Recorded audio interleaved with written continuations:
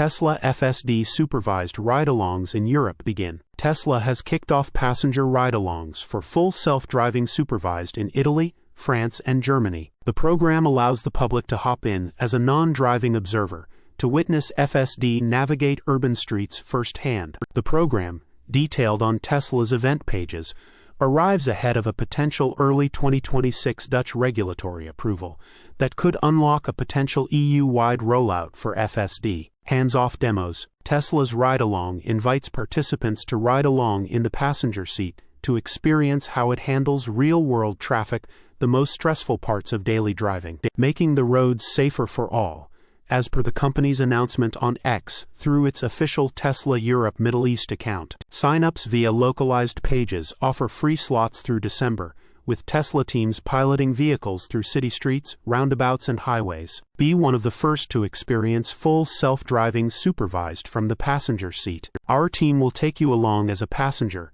and show you how full self-driving supervised works under real-world road conditions, Tesla wrote. Discover how it reacts to live traffic and masters the most stressful parts of driving to make the roads safer for you and others. Come join us to learn how we are moving closer to a fully autonomous future. Come experience FSD supervised on your local roads. Ride along in the passenger seat to experience how it handles real-world traffic, the most stressful parts of daily driving, making the roads safer for all. Available now in Italy, France, Germany, more coming soon. Building trust towards an FSD unsupervised rollout. Tesla's FSD supervised ride-alongs could be an effective tool to build trust and get regular car buyers and commuters used to the idea of vehicles driving themselves. By seating riders shotgun, Tesla could provide participants with a front-row seat to the bleeding edge of consumer-grade driverless systems. FSD supervised has already been rolled out to several countries,